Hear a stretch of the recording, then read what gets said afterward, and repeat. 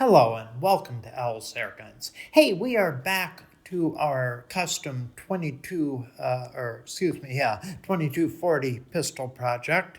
The thing we did the other day was to go ahead and swap out the barrel, which is in 177 caliber. I'll talk about why that is later.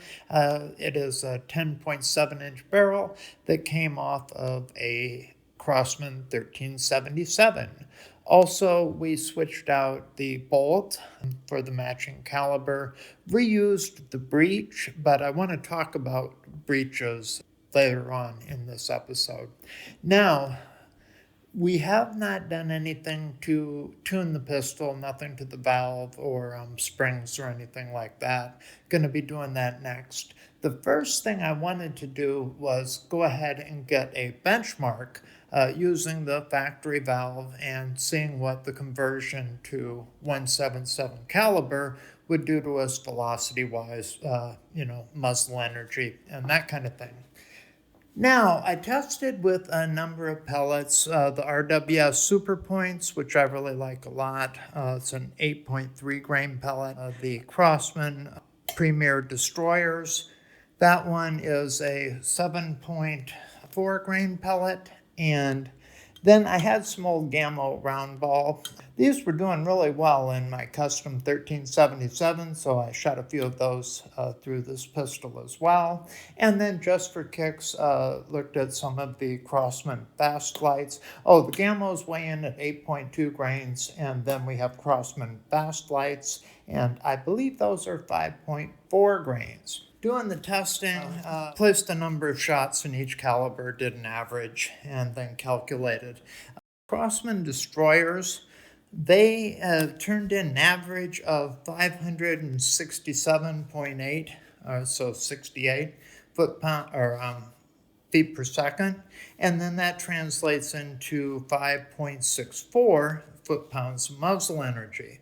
So pretty good performance in my opinion.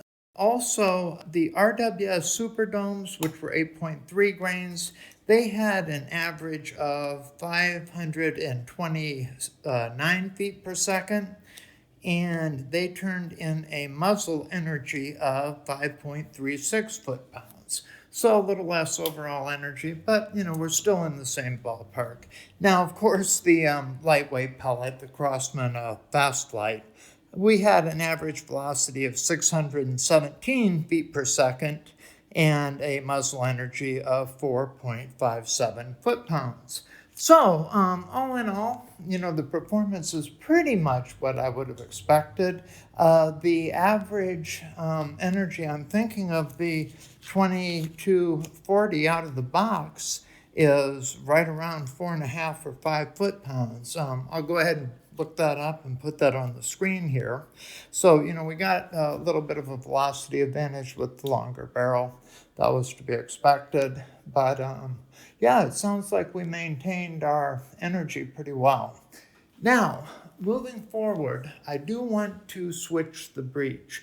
The next thing we'll do is put in a custom CO2 valve that I commissioned. And then I would also like to go ahead and change the breech.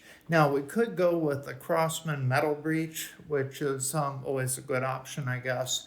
But then I had these two, and these were ones that I got from Airgun Mods. And of course, this one is a Picatinny style scope mount.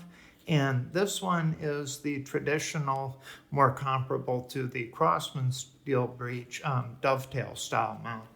Actually, for this pistol, I really am leaning towards this one. I'm thinking I can pop a lightweight Daisy red dot on top of it and have a very, lightweight overall pistol. Of course, either of these being 3D printed are not heavy like the Crosman steel breech. But yeah, aesthetically and I don't know. I'm kind of leaning that way. Hey, if you have an opinion, go ahead and let me know below. Like I said, I don't have the Crosman breech out here, but that is an option as well. And yeah, so now we have a good benchmark, and the next thing we do is swap our valve.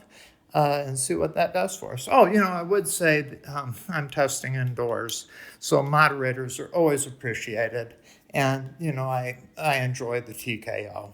Absolutely, in my opinion, one of the best values on the market. It does a wonderful job reducing the sound signature.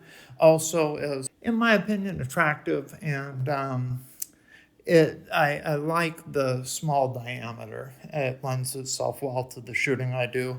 I don't even have a front sight on it right now, and I'm always amazed how well I can do just looking over the moderator. It gives a pretty decent sight picture, in my opinion. So thanks for sticking with me till now, and I will see you on the next one.